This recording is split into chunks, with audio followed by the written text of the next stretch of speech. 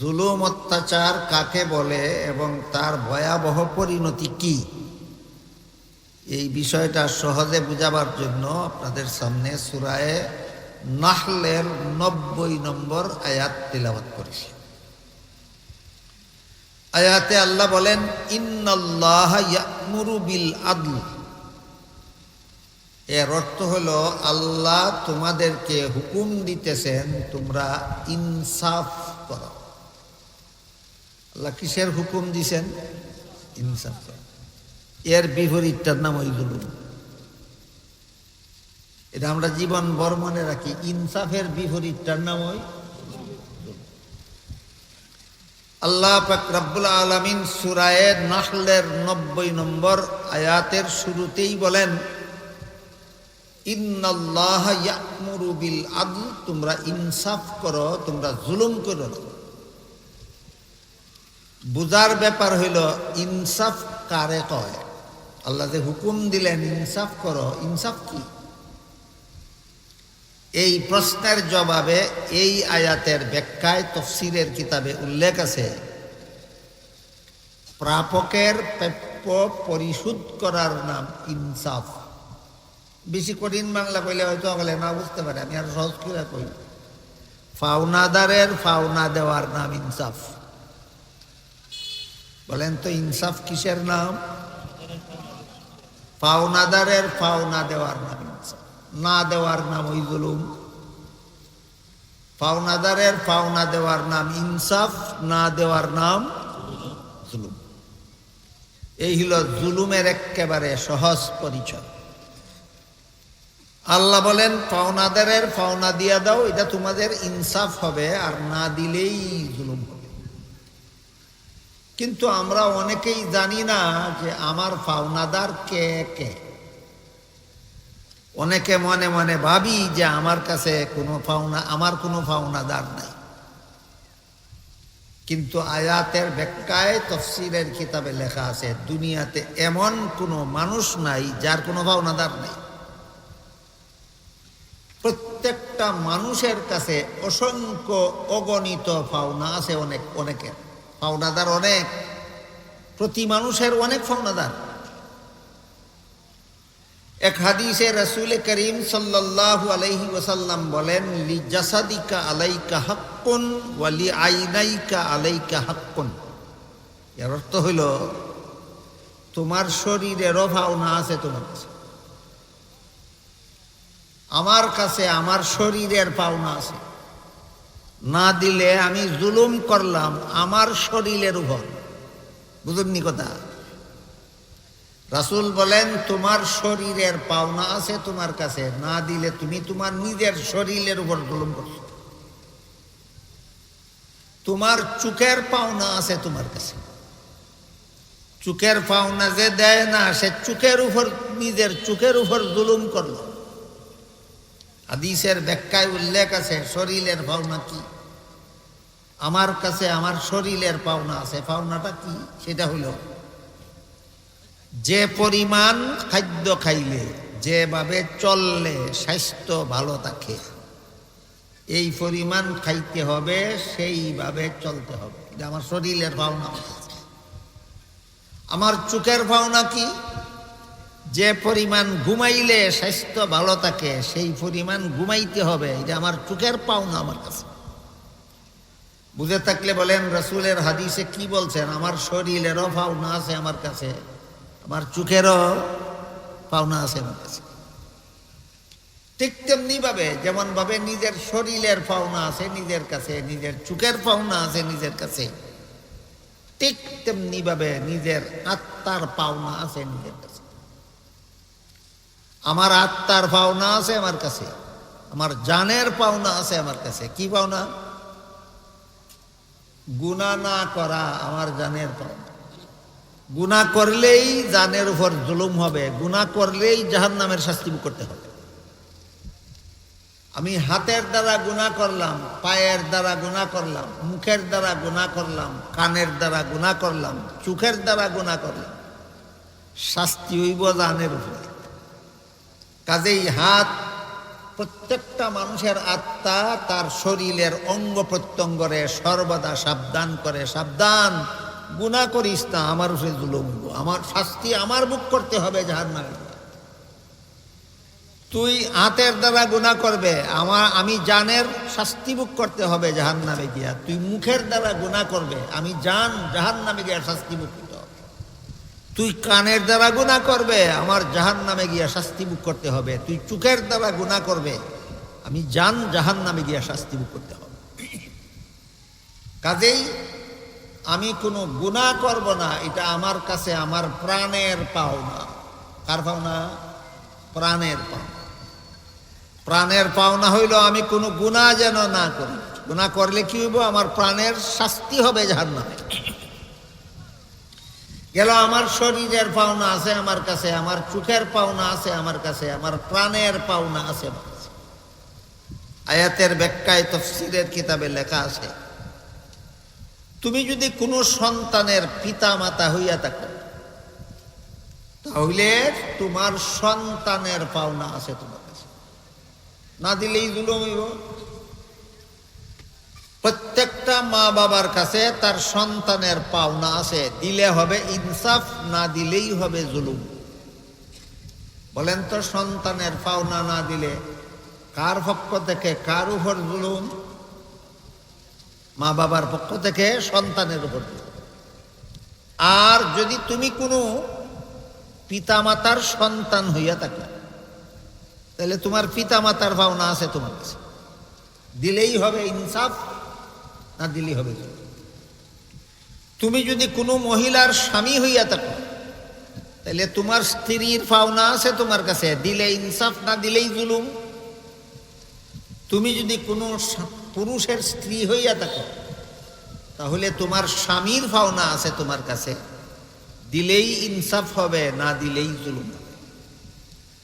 তুমি যদি কোনো ছাত্রর শিক্ষক হইয়া থাকো, তাহলে ছাত্রের পাওনা আছে তোমার কাছে, দিলেই হবে ইনসাফ, না দিলেই হবে জুলুম।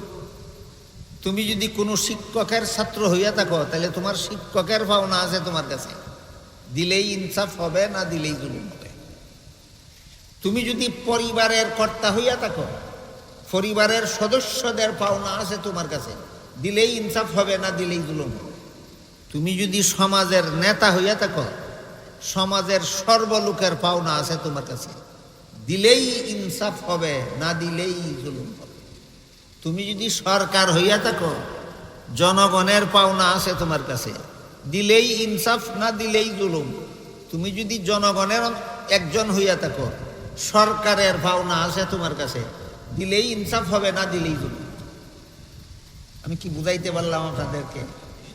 পাওনাদারের পাওনা দিলেই ইনসাফ হয়, না দিলেই জুলুম হয়। এখন আমরা একটু বিস্তারিতভাবে বুঝার চেষ্টা করি যে আমার কাছে কার কার কি কি পাওনা আছে। হাদিস শরীফে রাসূল করিম সাল্লাল্লাহু আলাইহি ওয়াসাল্লাম বলেন, প্রতিটি মানুষের কাছে সর্বপ্রথম পাওনা আছে আল্লাহ। প্রতিটি মানুষের কাছে সর্বপ্রথম পাওনা টাকা আল্লাহ। এ মর্মে এক হাদিসে উল্লেখ আছে, রাসূল করিম সাল্লাল্লাহু আলাইহি ওয়াসাল্লাম একজন সাহাবীকে জিজ্ঞাসা করলেন, ও আমার প্রিয় সাহাবী, তুমি কি জানো বান্দার কাছে আল্লাহর কি পাওনা আছে, আর আল্লাহর কাছে বান্দার কি পাওনা আছে? সাহাবী বলেন, রাসূল আমি জানি না, আপনি আমাকে শিখাইয়া দিন। রাসূল বলেন, বান্দার কাছে আল্লাহর পাওনা হইল, বান্দা আল্লাহকে লা শরীক বিশ্বাস করে একমাত্র আল্লাহর ইবাদত করবে। আল্লাহরে লা শরীক বিশ্বাস করব আর আল্লাহর ইবাদত করব, এই ইবাদতটাই হইল বান্দার কাছে আল্লাহর পাওনা। বুঝে থাকলে আপনারা বলেন তো, নামাজ রোজা এইগুলি আল্লাহর ইবাদত কিনা? আল্লাহর ইবাদতই তো বান্দার কাছে আল্লাহর পাওনা। নামাজ পড়ে না এমন মুসলমান সমাজও আছে, কার পাওনা দেয় না? যে লোকে আল্লাহর পাওনা দেয় না, সে আপনার পাওনা দিব কোন বিশ্বাসে? আল্লাহর পাওনা ওই দেয়, তোমার পাওনা দিব কোথায়?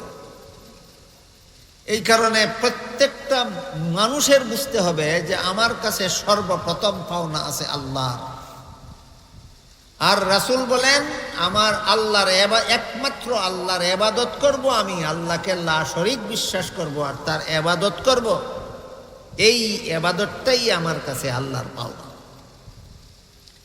এরপরে রাসূল বলেন আল্লাহর কাছেও বান্দার একটা পাওনা আছে, এটা হইল জান্নাত।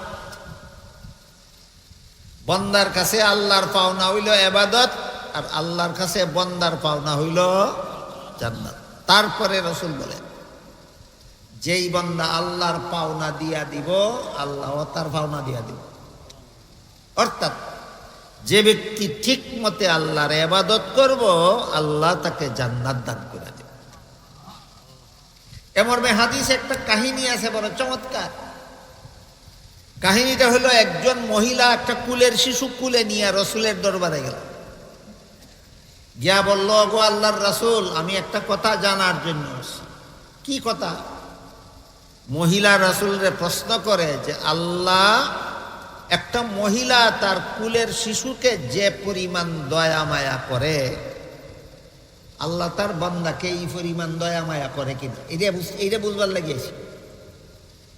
একটা মহিলা তার কুলের শিশুকে যে পরিমাণ দয়া মায়া করে, আল্লাহ তার বান্দাকে এই পরিমাণ দয়া মায়া করে কিনা।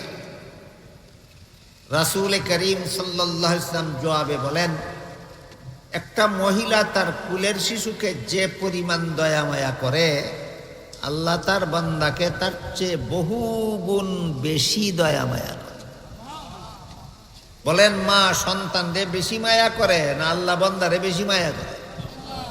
এই জবাব দেওয়ার পরে মহিলা কয়, আচ্ছা, দুনিয়ার কোন মা তো নিজের সন্তানরে নিজের হাতে আগুনে ফেলে না, তাহলে আল্লাহ কিভাবে অনেক বান্দারে জাহান্নামের আগুনে ফেলবেন? কিতা মনে করেন বিডি খুব সোজাও? দুনিয়ার কোন মহিলা তো নিজের সন্তানকে নিজের হাতে আগুনে ফেলে না, আল্লাহ তো অসংখ্য অগণিত বান্দাকে জাহান্নামের আগুনে ফেলবেন। তাহলে কেমনে বুঝলাম আমি আল্লাহ বান্দারে বেশি মায়া করে মা না মা তার সন্তানরে বেশি মায়া করে? এই প্রশ্ন করার সাথে সাথে রাসূল করিম সাল্লাল্লাহু আলাইহি ওয়াসাল্লাম আল্লাহর দরবারে সেজদায় পড়ে গেলেন। অনেকক্ষণ সেজদার মধ্যে থেকে আল্লাহর কাছ থেকে মহিলার প্রশ্নের জবাব সংগ্রহ করি। মাথা মুবারক উঠাইয়া বললেন, আমি যে কইছি একটা মহিলা তার কুলের শিশুকে যে পরিমাণ দয়া মায়া করে, আল্লাহ তার বান্দারে এর চেয়ে বহুগুণ বেশি দয়া মায়া করে। আমার কথা ঠিক আছে, তোমার শুধু বুঝার বাকি আল্লাহর বান্দা কারে কয়। যে আল্লাহর বন্দেগী করে তারে আল্লাহর বান্দা কয়। এমন একটা বান্দারে আল্লাহ জাহান্নামের আগুনে ফেলবেন না। যারা আল্লাহর বন্দেগী করে না, এরা আসলে আল্লাহর বান্দা হই নাই, তারে আল্লাহ জাহান্নামের আগুনে ফেলবেন। আল্লাহর বান্দা কেমনে হয়? নামাজ রোজা চাইরা না নামাজ রোজা কইরা? তে যে নামাজ রোজার দাঁড় না, এত আল্লাহর বান্দা হই না, এরে জাহান্নামে ফেলবে। যে নামাজ রোজা করে হালাল পথে জীবন যাপন করে, সে আল্লাহর বান্দা। তার জন্য আল্লাহ জাহান্নাম বানাইছেন না, তার জন্য আল্লাহ জান্নাত বানাইছেন। এমর্মে আল্লাহ পাক রব্বুল আলামিন পবিত্র কোরআনে বলেন, ওয়া আম্মা মান খাফা মাকামা রাব্বিহি ওয়া নাহান নাফসা আনিল হাওয়া ফা ইন্নাল জান্নাতা হিয়াল মাওয়া। ওয়া আম্মা মান খাফা মাকামা রাব্বিহি ওয়া নাহান নাফসা আনিল হাওয়া ইন্নাল জান্নাতা হিয়াল মাওয়া। রাসূল বলেন, একদিন আল্লাহর সামনে দাঁড়াইয়া জীবনের সকল কাজের হিসাব দিতে হবে। কোন দিন? কিয়ামতের দিন। একদিন আল্লাহর সামনে দাঁড়াইয়া জীবনের সকল কাজের হিসাব দিতে হবে, এই কথার ভয়ে যার মনে চায় গুনার কাজ করত, কিন্তু হিসাব নিকাশের ভয়ে গুনার থেকে নিজেকে বারণ করে রাখে, তাদের ঠিকানা হবে জান্নাত। তাদের ঠিকানা হবে। তাহলে গুনায় লিপ্ত থাকলে জান্নাতে ঠিকানা হয় না গুনার থেকে বিরত থাকলে জান্নাতে ঠিকানা হয়? গুনাহ থেকে বিরত থাকলে জান্নাতে টিকে। নামাজ রোজা না করলে গুনাহ থেকে বিরত রইল না গুনায় লিপ্ত হইল? গুনায় লিপ্ত হইল। গেল বন্দার কাছে আল্লাহর পাওনা হইল ইবাদত, আর আল্লাহর কাছে বন্দার পাওনা হইল জান্নাত। এরপরে তুমি যদি নবীর উম্মত হইয়া থাকো তাহলে তোমার কাছে নবীর পাওনা আছে, আর তুমি যদি নবী হইয়া থাকো তাহলে তোমার কাছে উম্মতের ভাবনা আছে। আপনারা কে কে নবী? আপনারা কে কে নবী? নবী না, উম্মত। তুমি যদি উম্মত হইয়া থাকো তাহলে তোমার কাছে নবীর পাওনা আছে। বলেন উম্মতের কাছে কার পাওনা? নবীর পাওনা। আপনারা কে কে নবীর উম্মত না? সবাই আমরা নবীর উম্মত। নবীর উম্মত হইয়া থাকলে নবীর পাওনা কি? নবীর উম্মত হইয়া থাকলে নবীর পাওনা হইল সুন্নত। নবীর সুন্নত তরিকা মতো জীবনযাপন। মানুষের জীবনের সকল কাজের নিয়ম পদ্ধতি নবী শিক্ষা দিয়েছেন। নবীর শিক্ষা দেওয়া নিয়ম পদ্ধতিকেই নবীর সুন্নত বলা হয়। নবীর শিক্ষা দেওয়া নিয়ম পদ্ধতিরে কি কয়? নবীর সুন্নত বলা হয়। এইটা হইল উম্মতের কাছে নবীর পাওনা। হাদিস শরীফে রাসূল করিম সাল্লাল্লাহু আলাইহি ওয়াসাল্লাম বলেন, মান আহাব্বা সুন্নতি ফাকাদ আহাব্বানি ওয়া মান আহাব্বানি কানা মাই ফিল জান্নাহ। যে ব্যক্তি আমার সুন্নতকে মহব্বতের সাথে গ্রহণ করলো সে সত্যিকারের অর্থে আমি নবীকে মহব্বত করলো, আর এইভাবে যে আমি নবীকে মহব্বত করলো সে আমার সাথে জান্নাতে যাবে। তাহলে নবীরে মহব্বত করি কইলে হয় না নবীর সুন্নত পালন করলে হয়? নবীর সুন্নত পালন করলে নবীরে মহব্বত করা। নবীর সুন্নত কারে কয়? জীবনের সকল কাজে নবীর শিক্ষা দেওয়া নিয়ম পদ্ধতি। জীবনের সকল কাজে নবীর শিক্ষা দেওয়া নিয়ম। এক প্রকার কাজ হইল সংসারের কাজ, আর এক প্রকার কাজ হইল ধর্মের কাজ। এই দুই প্রকার ছাড়া মানুষের জীবনে আর কোনো কাজ নেই। মানুষের জীবনে কিছু কাজ আছে সংসারের, আর কিছু কাজ আছে ধর্মের। নামাজ, রোজা, হজ, যাকাত, দোয়া, দুরুদ, তসবিহ, তাহলিল, জিকির, আজকার, ইবাদত, বন্দেগী এগুলি হইল ধর্মের কাজ। আর খাওয়া দাওয়া, পেশাব পায়খানা, ঘুমানি, গৃহস্থী, ব্যবসা, চাকরি এইগুলি হইল সংসারের কাজ। বলেন তো মানুষের জীবনের সকল কাজ কত প্রকার? ধর্মের কাজ আর সংসারের কাজ। ধর্মের কাজেও নবীর শিক্ষা দেওয়া পদ্ধতি আছে, ওইটার নাম নবীর সুন্নত। সংসারের কাজেও নবীর শিক্ষা দেওয়া পদ্ধতি আছে, এটার নামও সুন্নত। নবীর শিক্ষা দেওয়া পদ্ধতিকেই নবীর সুন্নত বলা হয়। সংসারের কাজে নবীর শিক্ষা দেওয়া পদ্ধতির উদাহরণ হাদিস শরীফে রাসূল করিম সাল্লাল্লাহু আলাইহি ওয়াসাল্লাম বলেন, ইযা আতাইতুমুল গায়িত ফালা তাস্তাকবিলুল কিবলাতা ওয়ালা তাস্তাদবিরুহা।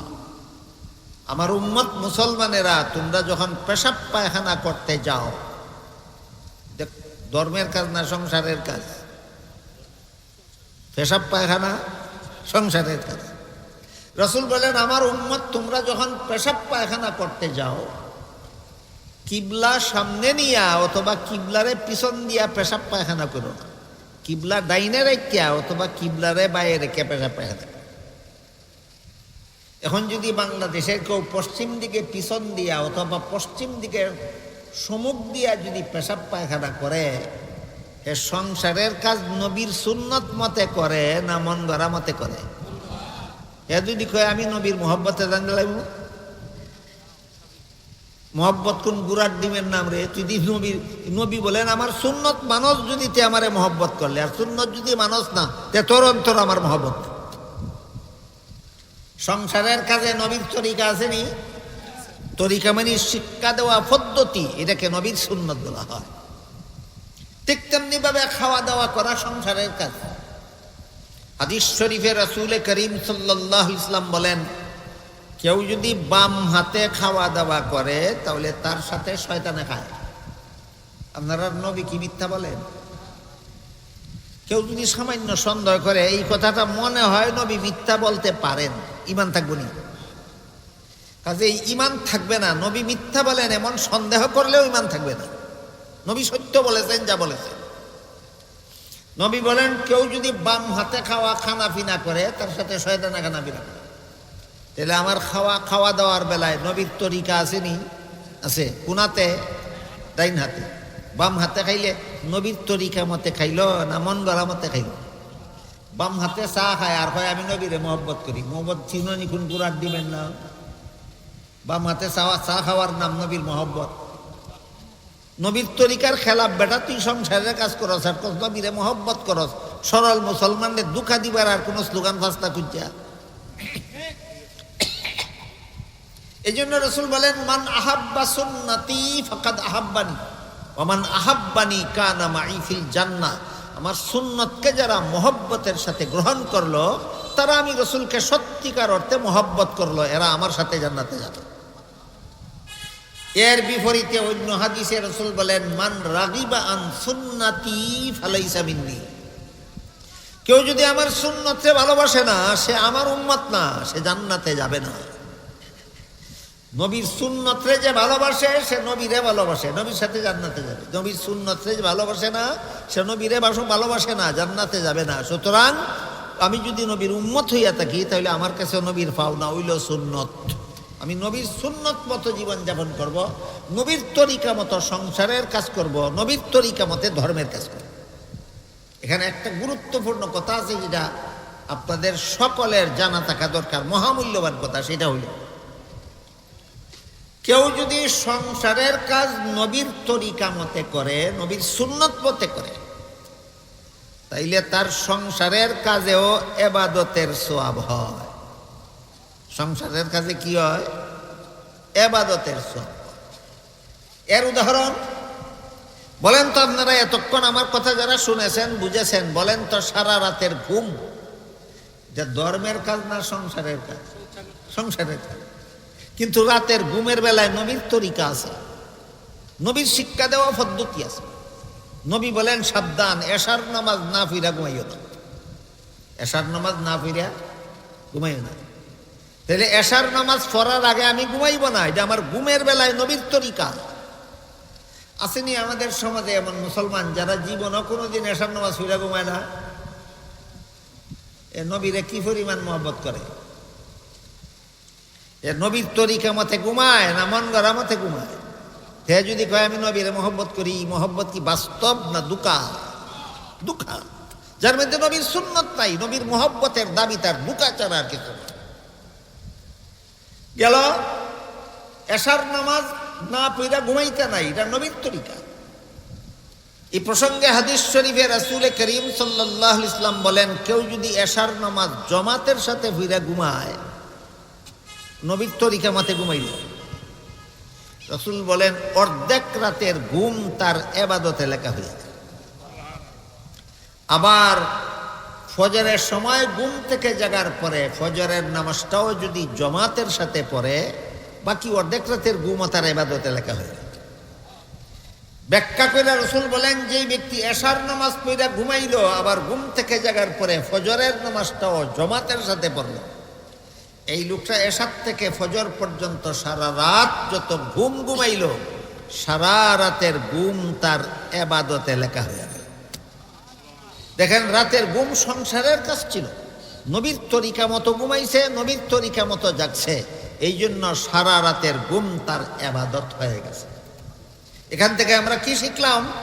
সংসারের কাজও নবীর তরিকা মতে করলে ইবাদতের সওয়াব হয়। সংসারের কাজও নবীর তরিকা মতে করলে ইবাদতের সওয়াব হয়। নবীর তরিকার নামই নবীর সুন্নত, এটাই উম্মতের কাছে নবীর পাওনা।